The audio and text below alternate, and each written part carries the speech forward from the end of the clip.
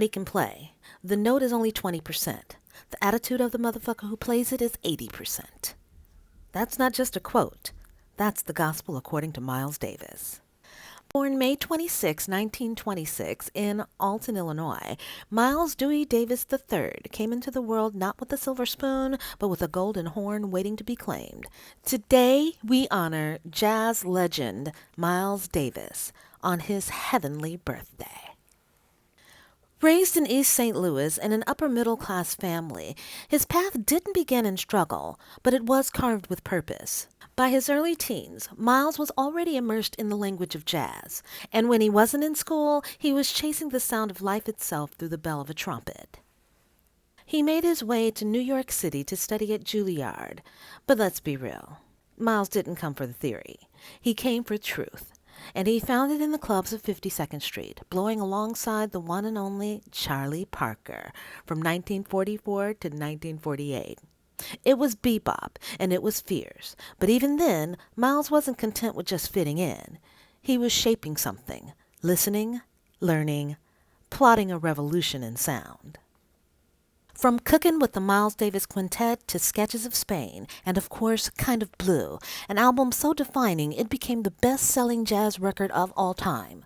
Miles didn't just play music, he changed it. He led from the front, whether it was cool jazz, modal, fusion, or something you couldn't even name yet. For over 5 decades, Miles stayed on the cutting edge, not chasing trends, but setting them. And he didn't stop at music. Film, painting, television, Miles didn't recognize boundaries. He erased them. On September 28, 1991, the world lost Miles to complications from a stroke, pneumonia, and respiratory failure. But let's be clear. Legends don't die. They echo. In 2006, he was inducted into the Rock and Roll Hall of Fame, honored as one of the key figures in the history of jazz.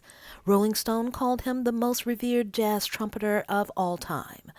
Gerald Early said he was inarguably one of the most influential and innovative musicians of the 20th century. But you know what Miles might have said to all the praise? Just one word. Cool. Miles didn't just play jazz, he lived it, defiant, daring, and always ahead of the curve. And if you really listen, you can still hear him, playing between the notes. Happy heavenly birthday, Miles Davis. Thank you so much for sharing your gift of jazz with the world. This has been another episode of The Story Beyond My Song. If you enjoyed this tribute to Miles Davis, let me know your favorite Miles Davis song in the comments. Mine is All Blues. I sing it frequently, and it is in my set list. And please don't forget to like, share, and subscribe for more stories beyond the legends that have shaped our lives. Until next time, keep the music alive.